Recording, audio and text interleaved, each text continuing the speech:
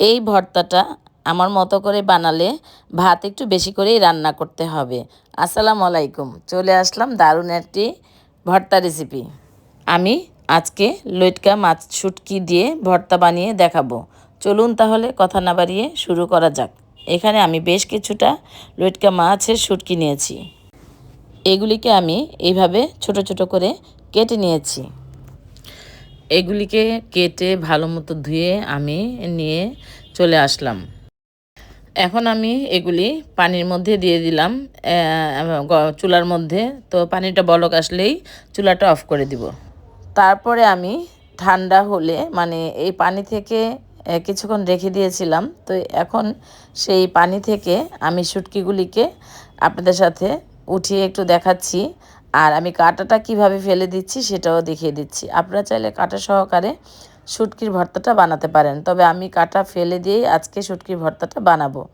তো এইভাবে কিন্তু হাতের সাহায্যেই কাঁটাগুলি সব ফেলে দিয়েছি। তো এখানে নিয়েছি শুকনা মরিচ, আর এই তো শুটকিগুলি যে আমি সিদ্ধ করে রেখেছিলাম সেটা, আর বেশ কিছুটা রসুন। এখানে ছোট রসুন, তাই আমি খোসাগুলি ফেলে দেইনি, আপনারা চাইলে বড় রসুন নিতে পারেন। আর কিছু পেঁয়াজ আগে থেকে ফ্রাই প্যানে আমি সরিষা তেল দিয়ে গরম করে নিয়েছি। তো এখন আমি প্রায় 6 থেকে 7টা শুকনো মরিচ দিয়ে ভেজে নিচ্ছি। ঝালটা যার যার উপর নির্ভর করে। আপনি যদি বেশি ঝাল খান তাহলে অবশ্যই বেশি ঝাল দেওয়ার চেষ্টা করবেন, কম ঝাল খেলে এই ঝালই যথেষ্ট। আমি যেহেতু অল্প পরিমাণে বানিয়েছি তাই মরিচের পরিমাণ কমই ছিল। এখানে কিন্তু আমি বেশ কিছুটা রসুনের কোয়া দিয়ে দিলাম। আপনারা চাইলে বড় রসুনটাও ব্যবহার করতে পারেন। তো রসুনগুলি শুকনা মরিচগুলি ভালো মতো ভেজে নিচ্ছি। আগে কিন্তু আমি শুকনা মরিচগুলি নামিয়ে নেব। তো এটা কিন্তু মিডিয়াম টু লো আঁচে ভেজে নিচ্ছি। যদি আমি আঁচ বাড়িয়ে দেই তাহলে মরিচগুলি উপর দিয়ে পুড়ে যাবে, ভিতরে কাঁচাই থেকে যাবে, একটা কাঁচা গন্ধ আসবে। তাই কিন্তু আমি মিডিয়াম টু লো আঁচে ভেজে নিচ্ছি। তো দেখতেই পেলেন যে আমার মরিচগুলি ভাজা হয়ে গেছে। আমি এখন মরিচগুলি আগে উঠিয়ে নিব, পরে আমি রসুনগুলি উঠিয়ে নিব।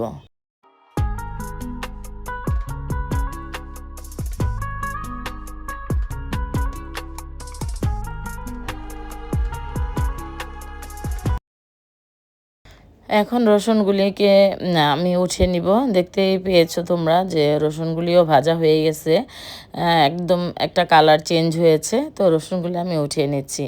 উঠিয়ে আমি এখন দিয়ে দিব পেঁয়াজ। আমি আগে থেকে কিছু পেঁয়াজ কেটে রেখে দিয়েছিলাম, সেটা দিয়ে দিলাম। এটাকেও ভালো মতো ভেজে উঠিয়ে নিব।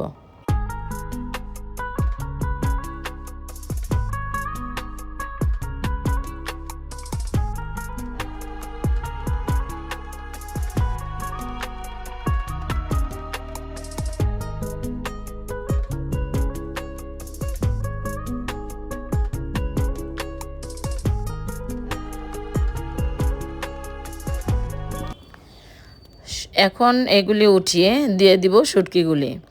যে শুটকি আমি আগে থেকেই ধুয়ে সিদ্ধ করে কাটা ছেড়ে রেখেছিলাম, লইট্কা শুটকি, সেটাই দিয়ে দিলাম। এটাকেও আমি ভালো মতো ভেজে নেব। আর আমি তেল কিন্তু একেবারেই ব্যবহার করেছি। তো কিছু ধনিয়া পাতা দিয়ে দিলাম, এটা অপশনাল, তোমাদের ভালো লাগলে দিবে, ভালো না লাগলে নাও দিতে পারো। তবে আমার ডিপ ফ্রিজে ধনিয়া পাতা কুচি ছিল, সেটাই আমি দিয়ে দিলাম। তো ফ্রেশ ধনিয়া পাতাটা দিলে আরও বেশি ঘ্রাণ আসে, ভালো লাগে। তো যাই হোক, আমার হাতের কাছে যেটা ছিল সেটাই আমি দিয়ে দিলাম। দিয়ে এখন ভালো মতো ভেজে এটাকেও আমি উঠিয়ে নিব।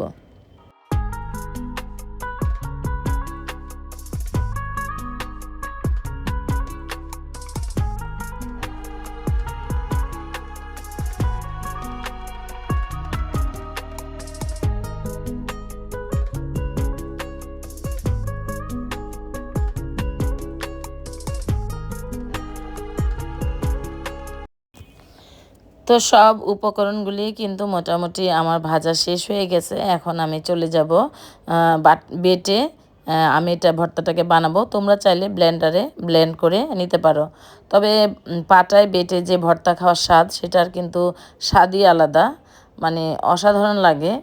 তো যাই হোক, আমি কিন্তু বাটাবাটি বেশি একটা পছন্দ করতাম না, কিন্তু এখন কেন জানি ভর্তাগুলি বানাতে আমার কাছে খুব ভালো লাগে। পাটায় বেটে খেতে দারুণ লাগে, অসাধারণ একটা তৃপ্তি পাওয়া যায়।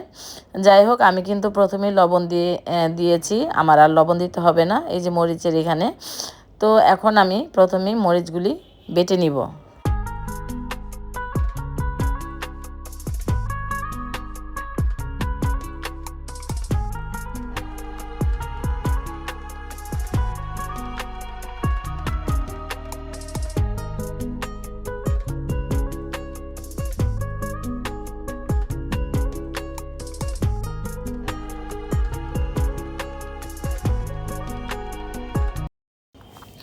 এখন আমি এই পর্যায়েই কিন্তু যে রসুনগুলি আমি ভেজে রেখেছিলাম সেটাই দিয়ে দিব। তো একসাথে রসুন আর মরিচটা একসাথে বেটে নিব। তো সময়টা একটু কম লাগবে, আলাদা আলাদা বাটতে গেলে সময়টা একটু বেশি লাগে, যেহেতু রসুন আমাকে একটু মিহি করতে হবে, মরিচটাকেও একটু মিহি করতে হবে, তাই এই দুইটা একসাথেই ভালো মতো বেটে নিব।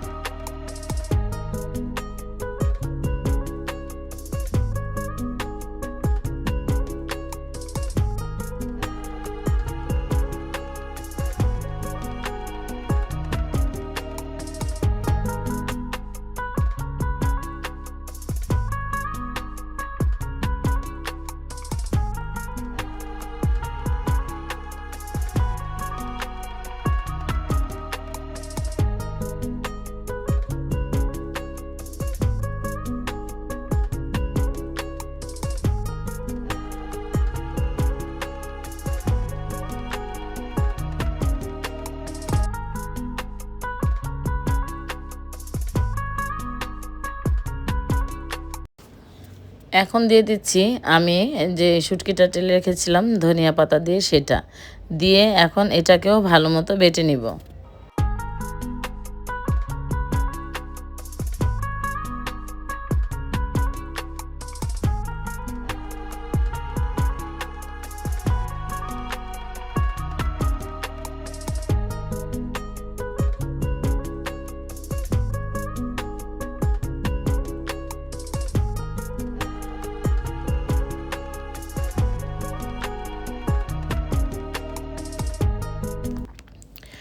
তো এই যে এগুলি বাটা হয়ে গেছে, এখন আমি পেঁয়াজগুলি রেখে দিয়েছিলাম, তো পেঁয়াজগুলি এর মধ্যে দিয়ে আবার একটু বেটে নিব। তবে পেঁয়াজগুলিকে আমি বেশি মিহি করব না, তোমরা চাইলে এখানে মিহি করে বেটে নিতে পারো, কিন্তু আমি বেশি একটা মিহি করব না। তো আরেকটা বা দুইটা বাটা দিয়ে আমি আমার এই ভর্তাটা নামিয়ে নিব।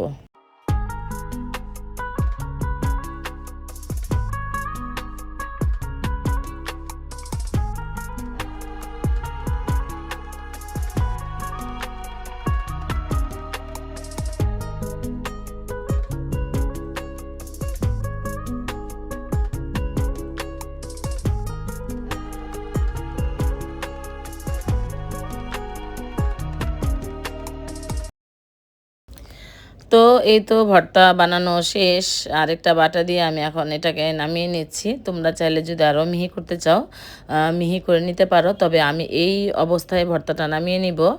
তো আমার মতো এইভাবে একবার ভর্তা যদি বানাও তাহলে দেখবে তোমাদের ভাত কিন্তু একটু বেশি রান্না করতে হবে, এত মজার একটি ভর্তা। মানে তোমাদের এই ভর্তা দিয়ে ভাত খেতেই মনে চাইবে, যেন আরও ভাত খাই, বেশি খাই, এরকম ভর্তাটা আর কি। তো আমি কিন্তু খেয়েছি, খেয়েই কিন্তু ভয়েসটা দিচ্ছি, তাই তোমাদেরকে বলছি। তো আশা করি আমার আজকের এই ভর্তা রেসিপিটা তোমাদের কাছে ভালো লেগেছে। ভালো লেগে থাকলে একটা লাইক, কমেন্ট, শেয়ার করবে, সাবস্ক্রাইব করবে। তো প্রতিদিনের মতো নতুন আরও একটি ভিডিও নিয়ে যেন আসতে পারি, সেই পর্যন্ত যেন আমি ভালো থাকি, সুস্থ থাকি। আমার জন্য তোমরা সবাই দোয়া করো, আমিও তোমাদের জন্য দোয়া করি। আর খাবার কিন্তু নষ্ট করবে না, যদি যতটুকুই খাও না কেন অতটুকুই নেবে, খাবার নষ্ট করা উচিত নয়। তো যাই হোক, আজকের ভর্তাটা কেমন হয়েছে অবশ্যই অবশ্যই কমেন্ট করে জানাবে। আল্লাহ হাফিজ, আসসালামু আলাইকুম।